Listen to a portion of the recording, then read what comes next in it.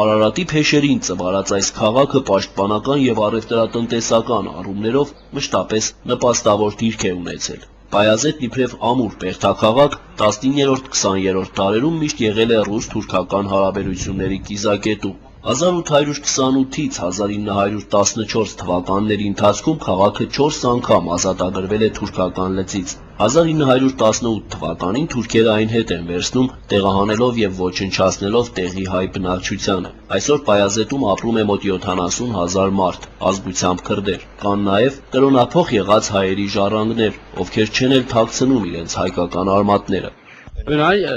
Անունս Զաֆեր Օնայ է, Օնայ ազգանվան մեջ Յան մասնիկը հակառակ է գրված, ծածկել ենք։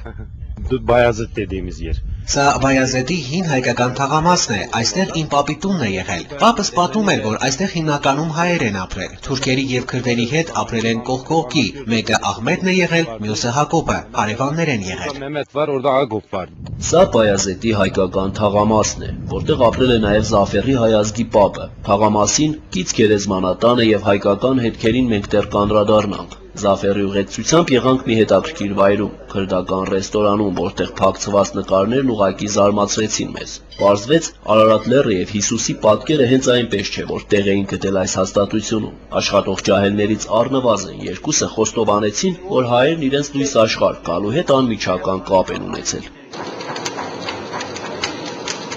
Dedemiz babası Ermeni. Իմ պապն է հայ, իր պապն էլ է հայ, այո, պապս հայ է եղել։ Մենք բոլորին սիրում ենք, կարևորը մարդ լինի, թե չէ ինչ տարբերություն։ Իրանի այդպիսի դեպքեր չլինեին, հայերը մեզանից չհեռանային, միասին ապրենք, թե չէ ուրիշ խնդիր չկա, մարդս մարդ լինի։ Բիթլիսի մոտ անձնագրի ստուգման ժամանակ ոստիկանները հարցրեցին, թե որտեղից եմ։ Ասացի Հայաստանից։ Ձեռք ես առնում, ինչ Հայաստան, արձագանքեցին նրանք։ Ասացի ինչ կա դրա մեջ, իմ արմատները Հայաստանից են, ինչ վատ բան եմ ասել։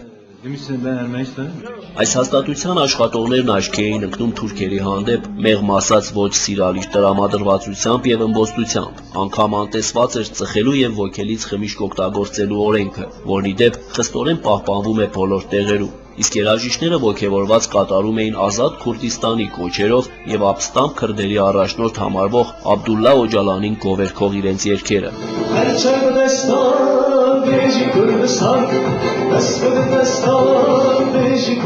Մենք այդպես էլ չհասկացանք, տեղի աշխատակիցները հայեր էին թե քրդեր։ Թերևս իրենք նույնպես չգիտեին ինչպես ներկայանալ, բայց որ նրանք թուրք չէին եւ չէին էլ ուզում որևէ առնչություն ունենալ այդ ազգի հետ, դա հաստատ էր։ Մենք համոզվեցինք դրանում։ Համոզվեցինք նաեւ, որ երեկոները Բայազետում լուսավոր են, բայց տխուր, քանի որ մթության եւ միայնության մեջ միշտ տխրում եւ մտորում է քաղաքի հովանի մեր սուրբ լեռը, Արարատը։